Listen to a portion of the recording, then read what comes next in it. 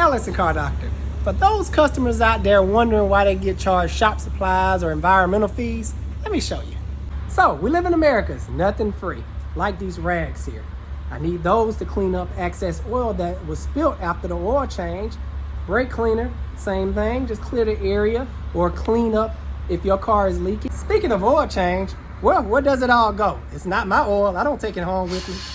I have to pay a disposal guy to come out and drain the oil, as you see right here. So I hope you learned something. Alex the Car Doctor out. See you guys on the next one.